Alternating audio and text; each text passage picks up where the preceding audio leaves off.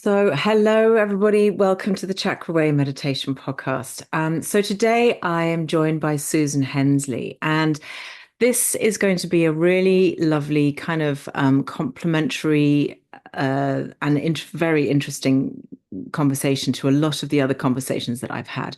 Susan is a coach with a lot of experience, and I think we will get a lot from that, but also is an author, and she's written a book called Art for Your Sanity.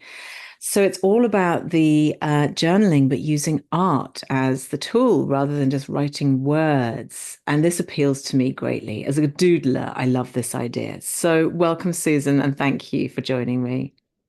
Oh, thank you, Roseanne. I'm so happy to be here. Well, I'm very happy to have you. And so I was really drawn to the work that you do, art, using art as a therapy, because I've talked about music, and then there's obviously so many other ways that we can access therapeutic methods and modalities. But I think when we use art, it's a whole new forget about the brain, forget about the thinking and the understanding. Let's just do something and let the wildness happen in the brain. Am I on the right track there? You are absolutely on the right track. And I love the way you described it because I stumbled into art journaling. Am still a lifelong written journaler.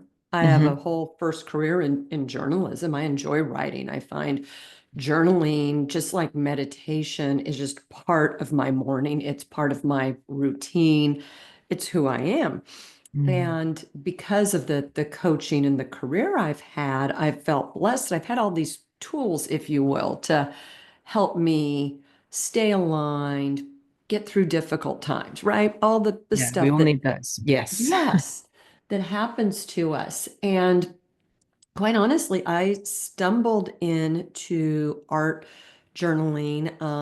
You okay if I dive into the story? I'll give you Absolutely. some Yeah. context. Okay, Yeah. great. Uh, Probably about 7 years ago or so, a colleague, I was still working full time in a corporate job, and a colleague had a side business as an artist. She would get commissions and she sold her works, very talented. And I think some of us were, standing around chatting and saying, oh, we can't draw at all, or, Yeah. the sort of That's things always if the you story, isn't it? Yeah. exactly. If somehow and there's a lot of research, many of us get messages somewhere around 8 or 9 that, Hmm. maybe we're not that artistic. And so you sort of put it away. And so she said, hey, come on over on a Saturday for an hour or two. I'll teach you some basic techniques. So a few of us went over. It was a rainy Saturday. And well, she was teaching some techniques with some paints about the color wheel and, very beginner. I sort of ended up in the corner and I made, quite honestly, a brown mess. And it was just this big splotch. But Yeah, what all the was colors. so amazing about that brown mess is I loved it. I had the best time. The all the things I'm aware of about myself, the perfectionistic tendencies, the Mm. self-criticism, the need to look this disappeared.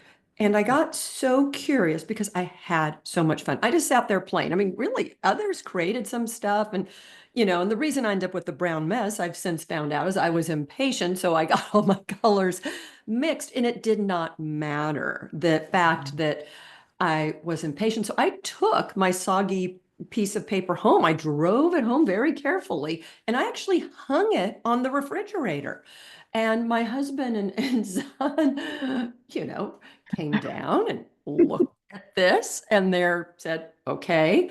And I was my own proud parent. And through my Mm. coaching practice, I tell clients all the time, you look for those glimmers, those moments of, whether you call it joy, bliss, just or curiosity.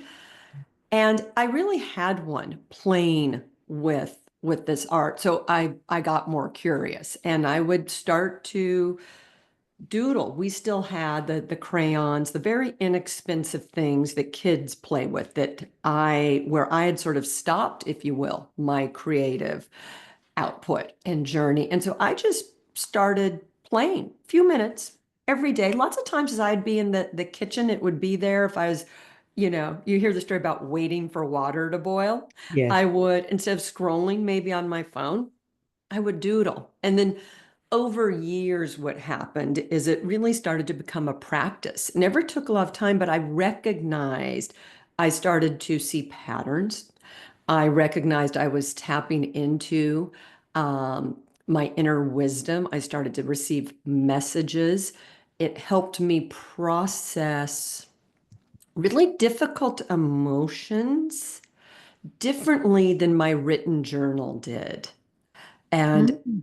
I kept getting more and more curious. And that's when I started to read some of the brain science and the research to figure out why was expressing my emotions through crayons and collage and paint. Same size as my written journal, just no Mm. lines, using very inexpensive materials. Why was this tapping into a different side of me? Why was I feeling so much more relaxed? Why was it creating more of a safe container, even though no one ever reads my written journal? And what I started to learn through the research was what I was experiencing is we don't always have words for what we feel we want them to. And that Yeah. juxtaposition of conflicting emotions, happy, sad, and fear and Yeah. rage, using color, lines, symbols, whatever you want to use, actually embraces all that duality Mm. really powerfully. That's sort of a bit of a journey. I'll let you jump in, but I really discovered it quite accidentally just by playing one day. It's that's so fascinating. And I think that it is really interesting because we do hold so much duality in our lives. We can, in just like really basic sense, like we can love our partners, but they can annoy the hell out of us. So how can we love them and hate them all at the same time? And there's Absolutely. so many different situations in which we are feeling conflicted. And then you start to write it down and you go, and you tend to kind of, well, I don't know about you, but I tend to journal the negative more than I do the positive. I have to be really intentional when I want to journal the positive. I have to be right. I'm sitting down to journal positive stuff today. I'm going to write all my gratitude and my intentions and all the rest of it. The negative stuff, that just like, bleh, just get that out of you. But there's conflicting things. And so what I'm interested in is like, how could you tell? So when you went to your little art journal and you'd pick up your pens and you'd do a doodle. And let's say, for the sake of argument, let's use real kind of what I think of as it might be obvious cues, which is so if you do a big blue, a sort of blocky thing that's sort of, with lines through it and it's sort of contained, and then the next day you pick up the yellow pencil and you're doing something that's much more flowing. Like, is it as simple as thinking, right, well, that day I was feeling a bit down, a bit blue, and a bit frustrated, and this day I'm feeling happier and more free? Like, is it as simple as that in terms of like interpreting what comes out of the pen and what pictures, what colors you pick up and so on? It certainly can be, right? And in the book, and then I've done a lot of training and workshops and have online training. There's questions you want to ask yourself, but if you think of it, that you are both the creator and the interpreter. Mm, So the way you described it is absolutely correct. I think it's really important or helpful. I'll use the word helpful. If people are curious about it, to start with just a sense of play. I could use a little more fun in my life and a little bit of a release. mm, And I used to love, if they're thinking this, playing with crayons, finger paints, collage, whatever. As a kid, I'm going to try this, 10 minutes a day for a couple weeks, 30 days or something, and just see. I think if you just start looking for play and yeah. then you're curious about how you felt when you were playing, right? Did it feel free? Did you feel giddy? And as I've done workshops and training, people come up with all sorts of things. Sometimes they come up with negatives, and then we talk about that inner critic that emerges. Because if you set it up as play, and you've raised a family, kids don't go out to play with an objective. Right? Mm. It's just, It's I so mean, true. they don't. And it's No. why I like using, and I really recommend very strongly using the art tools, crayons, the least expensive ones you can find, because that also silences that inner critic. It's Frees very you. hard as an adult to take yourself seriously holding a crayon, right? Yeah. You got it, the dollar store or whatever you have, Mm. right? You don't have an expectation. One of the hardest things is when people buy I'll use air quotes, like more expensive acrylics. I found that's when you get that judgment. So a really great way to approach art journaling, if it piques an interest, is through play. And then you layer on some of the questions that really start with, how do I feel when I'm doing it? Can I not invite my inner critic to this play date? Mhm. What happens if they show up? How am I my own proud parent? I say it's play, it's curiosity, and it's a lot of self-compassion. If you think of, I Mm. hung that brown mess I created up on my refrigerator. I was my own, if you will, proud parent of something that I just enjoyed creating. Yeah. Because I when I'm working with my clients and we use the chakras as our framework around which to do self-discovery and healing and so on. I am always struck by how people with a closed sacral chakra or a, slightly blocked or imbalances there, they do not participate in anything artistic or creative. And it's very interesting to observe that people can be quite resistant. I say, do you do anything arty? Oh no, I can't do art. There's that learned thing that we happened when we were little. Or I'm no good, or I wouldn't know what to do, or I don't have time for that, or I used to do that and I gave it up, or, there's always there's an excuse there. And for me, my creative journey, and I don't know quite how I came to this, but I decided that I wanted to learn how to throw a pot. I thought that pottery would be a really interesting thing to do. I just felt drawn to it, and so my husband gave me a lesson, free, one-to-one lesson for Christmas present or birthday present or something. And I had my first lesson, and I was instantly hooked. And it's that thing where I was led to it. I don't know why. I never had, I think I got the chance to do a little bit of pottery when I was at school, but I don't really remember any of it. But I was definitely told, no, Roseanne, you're not artistic. Go and do economics instead. It'll put you in much better. Thanks a lot for that. Um, but I felt that that was very much the beginning of a journey for me. And it cracked something open in me. And it wasn't directly related to making wonky pots. It was just that I went every week, 2 hours. I still go, 2 hours a week. That's all it is that I go to do. And I create something. And sometimes, and I sit around and I chat with everybody, but, I create something. And I know that that was a lock a key that unlocked something in me. I can't put my finger on what it was. So explain to me, what was it? What was it within that creative process that unlocked a side of me that was able to be I guess I was more creative in the rest of my life and in my work and my business. I don't know. Yeah. What is the science behind that, I guess? Because I think we can all Yeah. accept that's probably a Yeah. truism. Hmm. Well, you actually just said the science. It's funny how we know it, like the truth. The science is literally when you can move from your left brain, logical, discerning, judgmental, not in a negative sense of judgmental, but it's that Yeah. discernment and order Mm.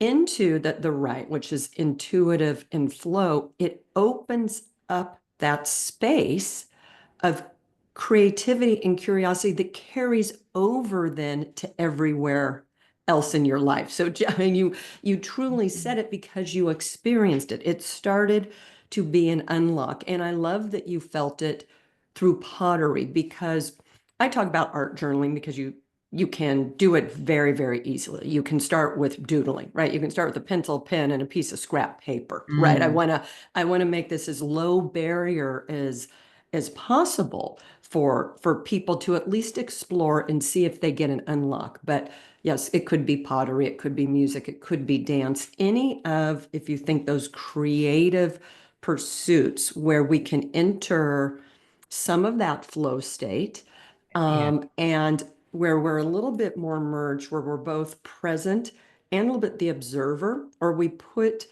away, and I think this is so important. I do so much coaching. You put away that inner critic. When you went to the pottery classes, you probably did not go thinking that would be a whole new career. Now, Mm. if it turned out, right? I mean, you laugh when I say that. I think it's really helpful as adults, particularly in Western culture, that's all about getting better and better and better, Yeah. improving, right? It's okay to be a beginner, but eventually you want to be an intermediate or advanced. Mhm. There's a lot of you want to be incrementally better. And I think with a lot of art, and I certainly think with art journaling, there's real beauty in keeping it as a place to play. Mm. And and then continuing, I try and reiterate in the training in the book, if you keep it as a place to play, it helps you remember that once again, children don't every day try and improve on their play. They don't improve one recess to the other recess at school, Yeah. right? It's like, I'm Yeah. going to do recess better today. Yeah. I mean, and they may, if they playing, I don't know, tag or something, Yeah. and if they really enjoy it, they may actually, because they're running more, get speedier, but that's not Yes. their intention. Right. Yes, you may, to your point, get better, but it isn't in and of itself the That's, goal of that's not the it point of it. Yeah. and the primary purpose. And you spoke earlier in our conversation. You gave the example, which I thought was really intuitive and great, like the blue example, and then the next day you're working with yellow. And what did that mean? I think is you will become your own, if you will, coach. And as you reflect on what this means, you will go to your art journal to express different things. And I found people create almost their own color key because let's just work with the color blue. In our culture, blue can mean sad. I mean, lots of times people will refer to depression or sad as being blue, but it can also be tranquil. It can be Yeah. clear blue sky. It can create that wide open image Mhm. that people have. And only you know when you're using, whether it's a blue crayon or blue paint or a blue picture, if you're collaging, what the blue is representing, or it could represent all of those things, right? That's some of that, if you will, duality of at any moment you could actually be feeling many of those things. Yeah. Yeah, exactly. And I think there's no coincidence that, companies like Google and Apple and like all of these massive big tech companies in Silicon Valley, in their spanking brand new, beautiful office buildings, they have slides and like ball pits and table tennis tables and bean bags, and it's fun and it's colorful, but they encourage their uh, employees to actually take a break and play, like have a play, like really kind of let loose. I don't know. I mean, offices, lots of offices have, I am sure, have like a hoop in the corner or, some kind of something that's a bit playful. And I think it's such an important aspect of being human is to understand. And as adults, I think we can forget that. And again, this is back in terms of where I'm coming from.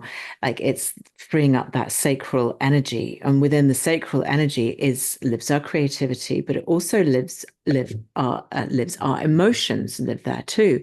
So we've got creativity and emotion, and then flow and change alongside the things that are probably for the majority of people, the most important aspects of our lives, i.e., one-to-one relationships, our sexuality, our sensuality, our ability to experience pleasure and fun, and all of those things. And when that's blocked and when that's stuck and there's no energy flowing there, none of these things, emotions, creativity, one-to-one relationships, flow, that none of them are going to be evident in our lives. They're all going to be there's a lid on it all. And so if we use one key, which is the key that you're giving, which is no, just have a play with some creativity, get some color on a piece of paper, that can start unlocking all of those other things. So what do you find when you're Yeah. doing workshops and so on? What are the kind of common, I guess, responses or reactions and emotions that come up for people when they've had a play?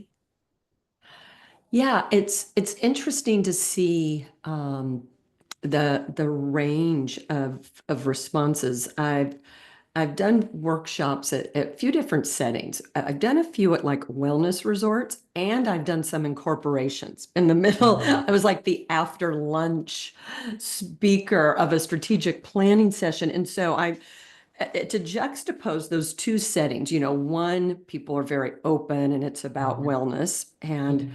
so they come in and we do a couple exercises. Very first exercise that I love to have, and I'll have anyone do this, and this is an exercise you can try at home. There's no magic here. Set a timer 3 minutes. If you have music on your phone or handy, a lot of songs are right about 3 minutes. Put on a song, tune you Mhm. love. I have people in the workshops, I'll put out crayons. So I just have them choose two crayons, just any two. Don't overthink it. And they're to just fill in that 3 minutes a page with color. If, the goal is not to draw one perfect picture. Mhm. If they love to doodle, it's to fill the entire page with the doodle if they want to scribble it all in. So they do just a 3 minute exercise to, sort of that icebreaker to gauge judgment. Once again, you can't do much in 3 minutes. The playing of music, I think, also really helps people to just be a little quieter in their mind. Yeah. If in a Yeah. workshop where they're around each other, in my online course and in the book, there's the assumption you're alone. So the music may or may not be as necessary. But I think when people are around each other, that competitive or comparison, which just, Yes. And people will is fill the your awkwardness with chitter chatter that was be distracting and so on. So yeah, I get exactly. And so what happens, and I noticed it in both settings because I was really worried about the corporate setting. After that first exercise, 3 minutes, I'll just say, how do you feel? And every time I have done it, it really comes up with free, giddy, silly in a good silly, Mhm. right? Um, I didn't want to stop. I had one woman say, and she goes, I don't know the last time, because she was really thinking about it. She goes, I love to follow rules and recipes and like be told what to do. And she just said it was so liberating that although there was structure, I mean, that's a structured exercise, there's Yeah. directions, but how she filled it in, and it continues to fascinate me. I've had other people say, and these are all adults I've done this with, some of the ones who grew up in very large families. There was one woman who was a twin. I felt like this was just mine, and that it immediately took her back to childhood where she felt that she had to sort of constantly share. Nothing was just hers. So, there's a real range there, but I'm constantly impressed by how quickly, because you've used, that unlock, you can start to get that first thing open, even in 3 minutes, with the constraint. The two crayons, I think, create a Yeah. really nice constraint. You've only Yes. got two, you don't have a million choices, Yeah, right? yeah. You just one small piece of paper, two Yeah. crayons, and then that's actually freedom sometimes. Less choice is more freedom in a lot of cases. Exactly.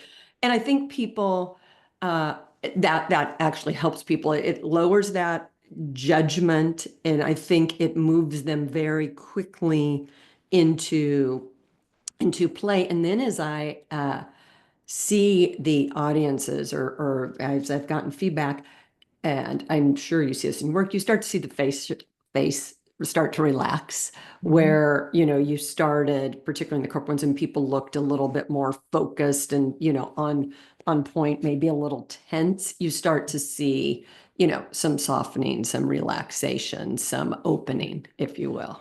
I mean, I can imagine that in like in a corporate situation, the MD and the CEO are going to feel kind of awkward. They need to kind of uphold this sort of this, I am a serious person and you need to take me seriously and respect me, whatever.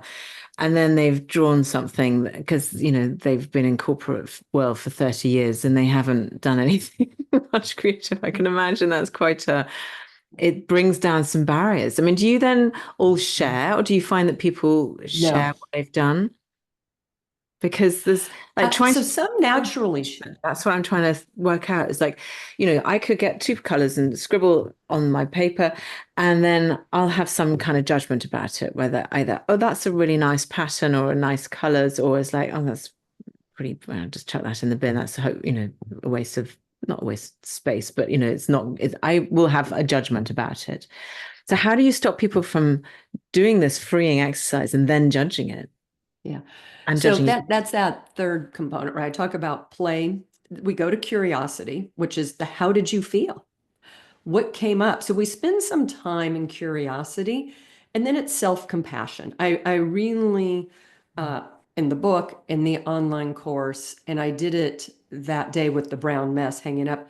I actually ask people to look at it and admire it, right? After they've done the curiosity, like, how did I feel? And why did I feel that way? And once they look at it through that lens of if they felt free, giddy, playful, it's then very hard to flip to, oh, but it's a piece of junk, because they've just recognized it was just play.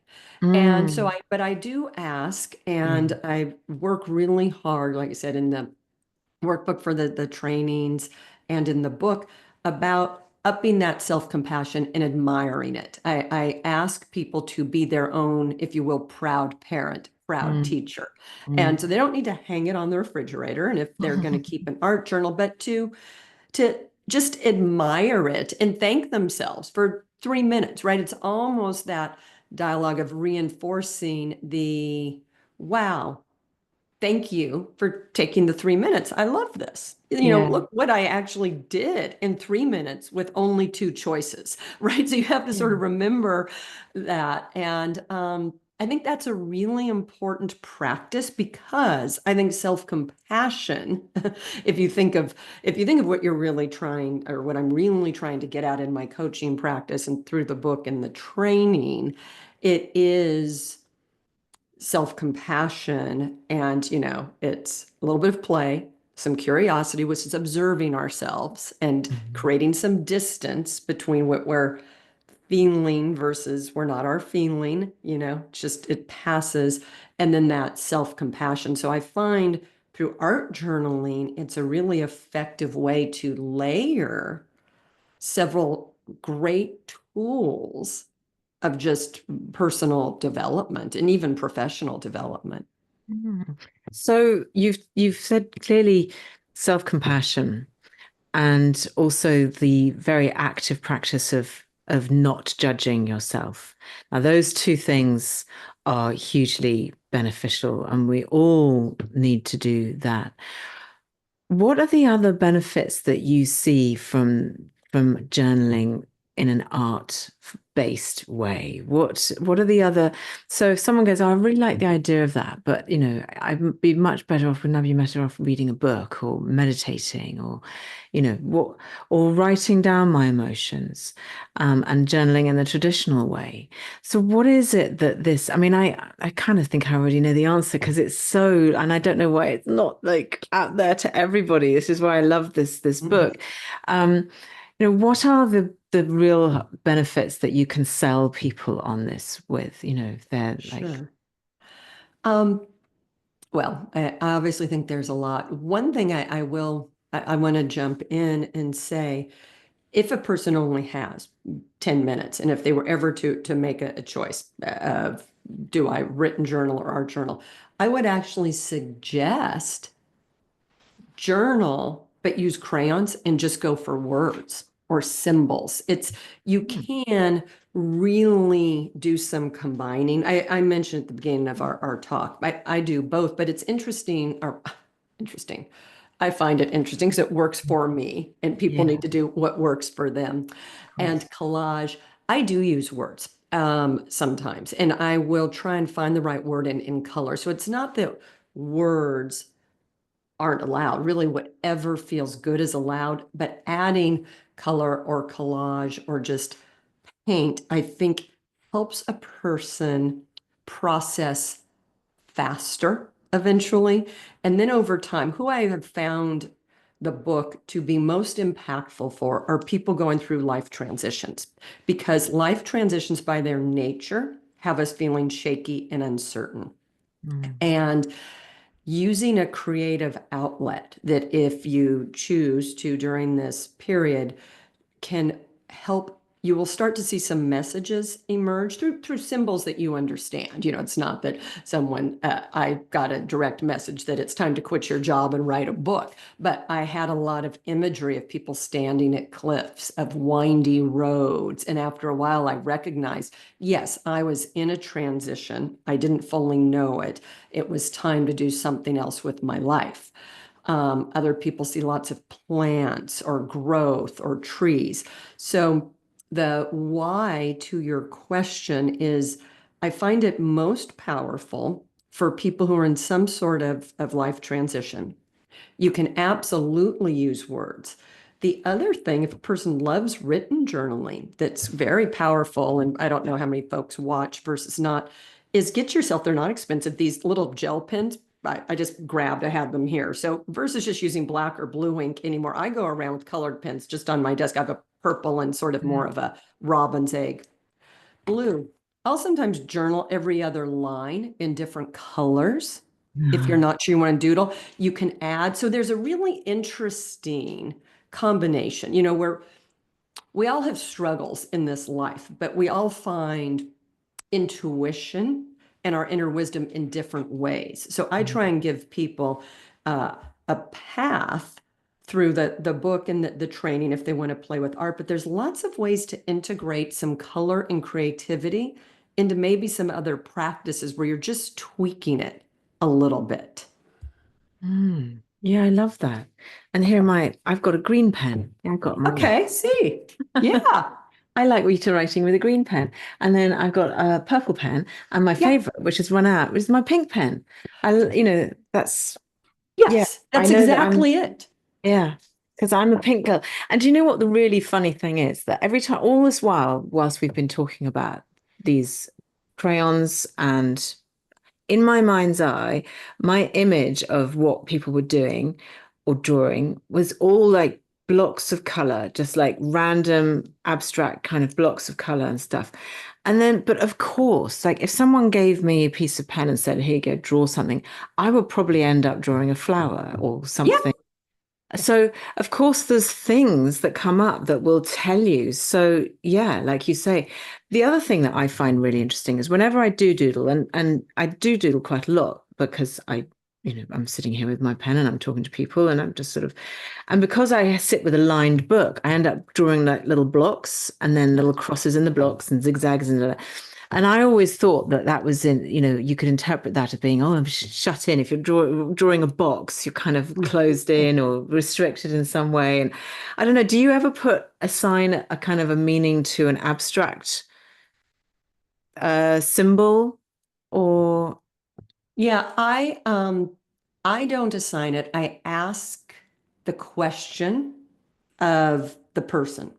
Mm, For example, like, does drawing boxes, how does it, I mean, I typically always start with, how does it make you feel? If you gave yeah, me a blank look, I would say, does it create order? Does it create safety? Right? I mean, there's certain things you could so say. many I things wouldn't that have you gone could, to yeah. shut in. That was interesting. So But that was me. yeah. Yeah. Yeah. But so the second exercise is exactly a doodling exercise, right? So if you think of it, and this is the core of people, if they're curious, these are just good ways to play with it. And on my Mm, website, I have a free PDF, right? Because I I once had someone say, "Well, don't you want to sell books?" It's like it's not really about selling books. I wrote this at this stage because of all the tools I've been exposed to as a coach and an executive, this one was a really interesting unlock that was Mm, fun. And the subtitle of the book, although it's Art for Your Sanity, it's how art journaling can manage chaos and unleash joy. And so the second exercise I'd really love for people to do is a doodling exercise. Once again, it's a 3-minute exercise. mm, I just don't, we don't need to spend a lot of time because the more time ups that sense of perfectionism or it needs to be good. And you'd have that same small paper. You'd have maybe we do 4 colors of crayons and it is. And if you wanted to do boxes with crosses that whole time, and it's not that when we ended the exercise, it's not that you have to say, what do the boxes and crosses mean? It's how do you feel at the end of the exercise? Like mm. how did your body feel? What emotions came up? I had a person who did the online course send me a message, and I don't know if any of your listeners have animals, cats or dogs. They both sort of do the same thing. If they're inside and they see like a bird or a squirrel, there's like an excited, focused tension they get. It's like they get a Mhm. little body quiver. Yes, Yeah. yes, you're Yeah. doing that. That is exactly. I had a person write to me on the online course and say that, and to the question, how did you feel? It was like that excited quiver after 3 minutes of doodling. And I was so glad she sent me that because it was so powerful. So I like to ask those questions like, what was your body feeling Mm, when you did the 3-minute doodle? Because you can see, and it's not surprising given what you do for a living and your expertise, that you're using color already. You're already playing with symbols as you're yeah. processing and thinking, right?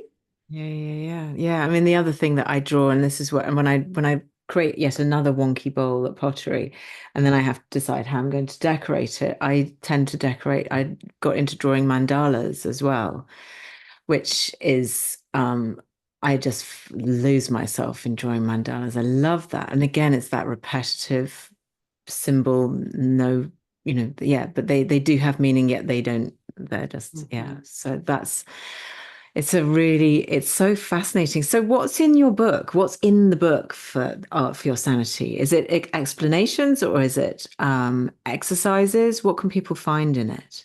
Sure. So the book, first of all, is short because, as you can tell, I've kept it simple, and I share examples from my own art journal. Right? It's funny. It's like I was never going to write a book and would never have shared my art journal. I realized I needed to show how low this barrier is. Yes. Um, so the book is really a combination of personal story of processing some various difficult emotions, brain science, and then some practical exercises of how to get started, right? Mm. So it's got those three components. One of the early reviewers, and I really appreciated this. I think I mentioned to you I had an original career in journalism, which is one of the reasons I said I'd never write a book, and certainly not a personal book. Is I try not to use more words than are needed. So book's just about 110 pages, and the person wrote in the review, I was able to read it very quickly in a night, and the next day, art journal. So just like Mm. as we've been talking, I try and keep it simple and demystified, but where I think the real, if you will, art of it is being curious about how you're feeling and then the patterns that come up. I really do feel it's an interesting pathway into our inner wisdom if you follow it. It has been, for people who develop it as a practice, it can be extremely powerful to see what messages, what encouragement. I believe like color is really the language of the soul. And once again, just playing it with crayons or gel pens, or finger paints, whatever, however you enjoy playing with it, I find it to really tap into that more sacred space in Mm. us. Yeah, yeah. No, I absolutely agree with you. And all of this is, it's such an important aspect of ourselves to tap into that side of the playfulness, but also the creativity, but also that interaction with color. It's such a powerful thing, and it's really funny because with the chakra system, they obviously colors have been assigned to Yeah. each seven main chakras, and people will say, oh, but those colors only got assigned to the chakras kind of in the 70s when rainbows were in, and you know and actually, but it is the thing that most people remember, and it's the thing that most people are able to visualize and connect with, in terms of like, right, I'm thinking of my root, I can think of bright red, I can think, Yeah. send my attention there, think of bright red, and what does that mean to me? Like the symbology of color I find fascinating, because different cultures interpret it different ways, like in the way that, like, back in the, I don't know when it was, 18th century, 17th century, like pink was a man's color. Yeah. All the men Yeah. pink.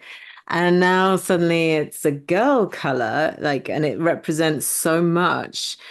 Um, yeah, colors can be really, really significant. The colors that we choose to Yeah. decorate our homes with, the colors that we choose to put on our walls. And that brings me on to another thing, which I always find really interesting. So, art galleries, lots of people love going to art galleries to see beautiful works of art, whether they be modern or old or whatever, old masters and so on.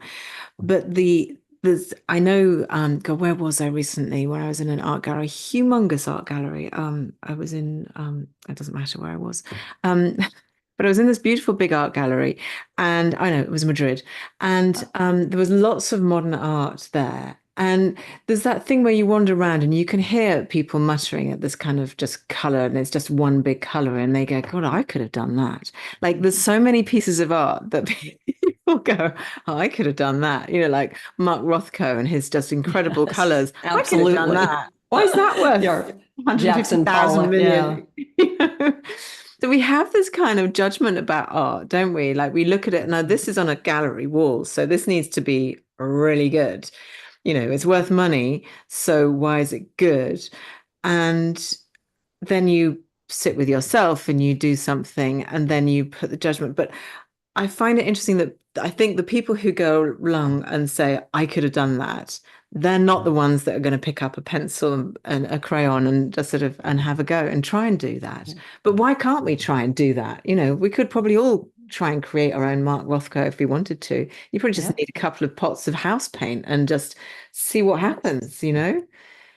It's fascinating. Yeah, and he's such an interesting example because appears so simple, and I'm not an art expert, but color, because I've uh, stops people, and these Mm, are big color blocks with variation, and and just coming around to this circle of I culturally we assign meaning to colors, but then individually colors speak to us. We all, it's such a common question. I notice people, not adults as much, but like if you're with little kids or young kids, they'll be like, "What's your favorite color?" yeah. Right? I love that question because to your point, we choose certain colors to decorate our home, to wear, rather it matches, eye color or something. And so color does speak to us. And I talk a lot in the book that I do believe it's somehow the language of the soul. It's a way we are vibrationally or energetically communicating feeling, if you will, by using colors. So I do think if we can suspend judgment, it is fun to play with color. It Mm, just, I will tell you, it just goes back to that play. And it's just sort of fun to see what colors you feel like. I was playing this morning. I just wanted to play with pink and blue for whatever. I don't know why. mm, It was just what I wanted to play with. And it's just a few minutes and used my little inexpensive paint and brush. I'll dry and I'll collage over it or something. But mm. those were the colors this morning. Eventually I'll look back on it, but made me happy for those few minutes. Yeah. And I I think love. I think some of it can be that simple. It can be both really deep to talk about dualities, Mm, very deep things many times that really touch us are actually very simple. And in an increasingly complex world, I think we can reject that we can be touched by what stillness, if you think of meditation, how important stillness is, Mm. and focus on breath. That is so simple. I mean, it's the very simplest thing. If we don't breathe, we breathe all day, we aren't alive. Yeah. And yet, you know this, shouldn't be explained to you. So powerful. Mm, yeah, yeah, exactly. And it's fantastic. And it's so how did you come to this? I mean, we'll come to a closer because I've kept you for Yeah. long enough, but how did this arrive in your life? I mean, I know you went to, but before, because you've been a coach and a Yeah. broadcaster and a journalist and all these kind of interesting things. So I'm always interested, like, how was it just that brown splurgy moment for Yeah. you that got It you? was the brown splurgy moment because up until the brown splurgy moment, and um, I think as adults, and I'll just speak for myself, I was at a certain age, I was at the top of my career, I was an executive. Even if you don't think you have more to learn, you start to feel that you're sort of at this station and you don't become as surprised or as open. And like I said, all these coaching tools and other things. And what I loved and really how I came to it is that in the sea of things, including therapy, I'm a practitioner of many things. There was something about the combination for me at that point of play Mm, and creativity that then led, if you will, to the others. That it's like I eventually realized, no, I was going to do the thing I said I'd never do. I was going to write a book, and I was going to do the other thing I would never do, which I was going to share these 5-year-old type drawings and even give them some context yeah. because it felt worth sharing. If my whole life has been dedicated, if you will, to communication and understanding, whether it's understanding of ourselves or others, how would I not share something that can help you get into your inner wisdom in a way that I think our times call for a little more play. In such serious and intense times, I think a few minutes of play and perspective is actually a tremendous Mm, anecdote or mm. antidote for the times in chaos. Yeah, and I think also that in the same way that I often tell people, listen, just give yourself a break from trying to work this out with your brain. Give Yeah. yourself a break from trying to think your way out of this situation or this mood. And for me, I always say, go to the body, do some yoga, do some breathing, go for a run, go for, like do whatever it is physical thing that makes you like lose yourself. And this is just exactly the same. It's like Yeah. taking the problem and the analysis out of your brain and just going, no, I'm just gonna splurge some yellow on here today and just see Hmm. what comes out. I'm just gonna draw a big sunshine or a big moon or a flower or and it doesn't matter. I'm just seeing what happens on the page. And there's some beautiful freedom about that. I think it's incredibly valuable. Yeah. Yeah, no, you said it absolutely perfectly. Mm.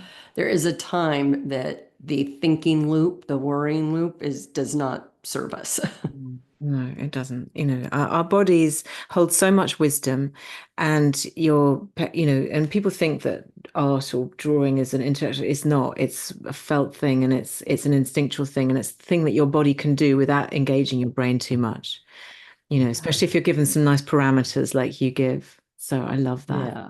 So Susan, tell people where they can get hold of you and how they can find out more about you. Is it just Sure. Hensley.com?